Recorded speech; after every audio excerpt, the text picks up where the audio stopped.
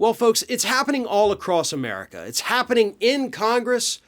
It's happening in conservative media. It's happening in conversations with your neighbors, your friends, your coworkers. Republicans and conservatives are blaming Joe Biden for gas prices being so darn high here in the United States. Truth is, they're really not that much higher than usual, and they're certainly not at the highest level they've ever been. So, all right. Not to mention the fact, and I think this is the most important thing that we should talk about, the president doesn't set gas prices. And there isn't a single policy so far that has come out from the Biden administration that has affected gas prices in the least. And I know Republicans at that point will jump on it and say, oh, you're so wrong, Farron. You should learn about the Keystone XL pipeline that he shut down earlier this year. Oh, you mean the pipeline that wasn't in operation?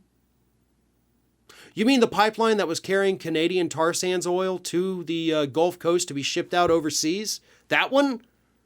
Yeah, that had no effect on gas prices here in the United States. As I said, most of it wasn't operational to begin with. Like, it wasn't even a thing.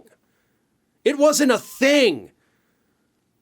I have been writing about, I have been giving interviews, I have been taking interviews on the Keystone XL pipeline for over a decade. Like, that one's right in my damn wheelhouse, and I absolutely love talking about the Keystone XL pipeline. And I'm glad that I don't have to talk about it anymore, except, of course, to debunk idiotic right-wing talking points about it somehow affecting gas prices here in the United States. But let's be honest, conservatives don't care. They don't want to understand the economics behind gas prices. So I'm going to throw out a couple numbers that maybe even the most ardent conservatives in this country can understand as we face a time of rising gas prices.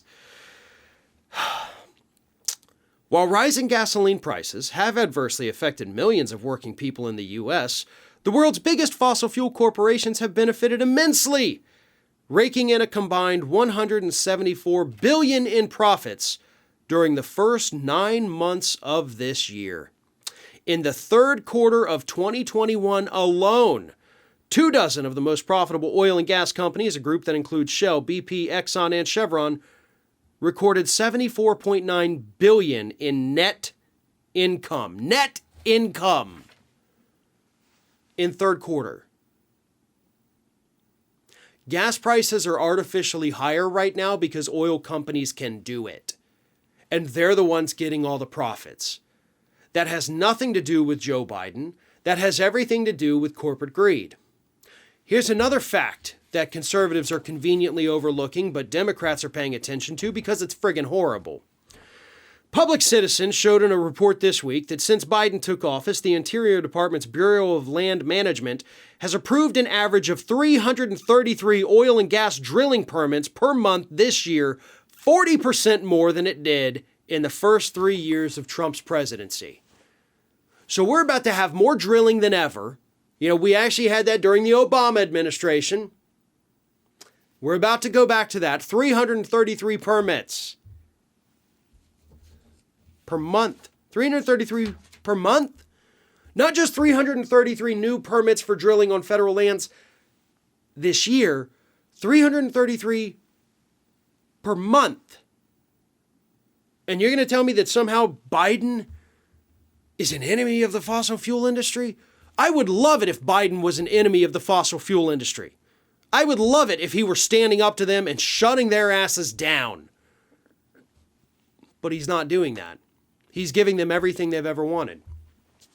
Another big problem with energy here in the United States, and this does go a little bit beyond gasoline prices, is our energy grid. Our energy grid is outdated. Our energy grid is inefficient. We need to improve that, which is something that would be included with the Infrastructure and Build Back Better Act plans. So those need to be passed. We could save energy. We could switch to renewables. We could get out of the grasp of fossil fuel companies once and for all. And then maybe gas prices wouldn't bother any of us. But Republicans will never let this talking point die. I know that because I dealt with it for 8 years with the Obama administration. They didn't make a peep during the Bush administration, where gas started off at 97 cents a gallon and then peaked at $4.11 a gallon. You know, adjusted for inflation, that would be what, about $7 today? Yeah. So don't piss and moan about gas prices just because a Democrat's in office, because we know damn well You don't care how high they get when Republicans are there.